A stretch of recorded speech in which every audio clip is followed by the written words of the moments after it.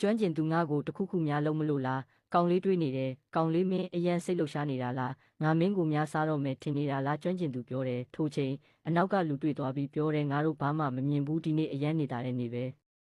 ကောင်လေးကကျွမ်းကျင်သူလာမယ်မထင်ထားလို့ဆိုတော့ငါကိုကျွမ်းကျင်သူမခေါ်နဲ့အမလို့ပဲခေါ်ငါကဒီလိုလေလံပွဲကိုစိတ်မဝင်စားဘူးဒီတစ်ခေါက်လာတာရှားပါပစ္စည်းတင်မဲ့ကြားလို့လာခဲ့တာပဲမင်းကရတနာအကဲဖြစ်တာတော့တယ်ငါကိုကူကြည့်ပေးပြီးတော့ဘန်ကတ်ထုတ်လိုက်ပြီးဒီထဲကယွမ်တတန်းကမင်းအကဲဖြတ်ပေးရင်ရမယ့်ဟာပဲပြောလိုက်တယ်။ကောင်လေးလည်းပျော်သွားပြီးယူလိုက်တယ်။ထိုအချိန်မှာပဲဧည့်သည်အားလုံးပဲမင်္ဂလာပါကြွယ်ဝသောဆောင်းဝီလေလံပွဲဖွင့်ပါပြီ။လေလံနံပါတ်1ချင်းမင်းဆက်ခစ်တွင်တန့်စင်သောနဂါးစေးပလင်းပါ။စတင်ဈေးတသိန်းငါတသိန်း2000ဒီဟာကိုလိုချင်ခဲ့တာငါကတသိန်းခွဲသိန်း200ပေးမယ်လူတွေအံ့ဩသွားကြတယ်။ကျွမ်းကျင်သူလည်းကောင်လေးကိုကြည့်ပြီးတန်း250ဆိုတော့အံ့ဩကုန်ကြတယ်။နောက်ထပ်တင်မဲ့သူရှိသေးလားတစ်ကြိမ်နှစ်ကြိမ်သုံးကြိမ်အတီးပြုတ်လိုက်ပါပြီလူအများကဂုံယူပါတယ်ကောင်လေးကအမတီပစ္စည်းကတန်း200လောက်ပဲတန်တာတန်း250ဆိုတော့ဈေးများဘူးလားငါကရှေ့ဟောင်းပစ္စည်းတွေအရန်စုတယ်ဒီဟာကိုလည်းကြိုက်တယ်လို့ကျွမ်းကျင်သူပြန်ပြောတယ်နောက်ထပ်ပစ္စည်းယူလာပြီးနံပါတ်2ရွမ်မင်းဆက်ကနန်းတွင်း3အကျွေစိစတင်ဈေးရွယ်9000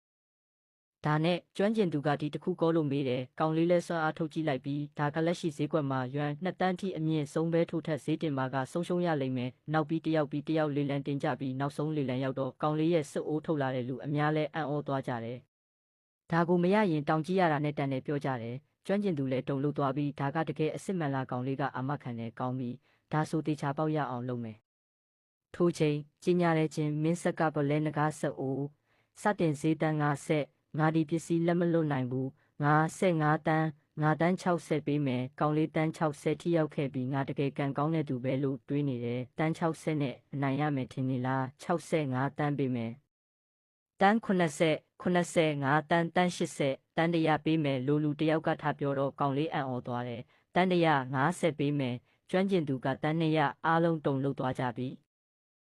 တန်း200ထပ်ပေးမယ်သူရှိကြလားကျွမ်းကျင်သူလဲထပြီးလက်မျိုးထိုးကြည့်လိုက်တဲ့တယောက်ချင်းစီကိုတယောက်မှမလိုက်ရတော့ပဲထိုအခါကြီးညာလိုက်တယ်ကျွမ်းကျင်သူဥက္ကဋ္ဌတန်း200နဲ့ပိုင်ဆိုင်သွားပါပြီးဂုံပြူပါတယ်လူအများပြန်ကုန်ကြပြီးကောင်လေးပျော်ပြီးတွေးနေတယ်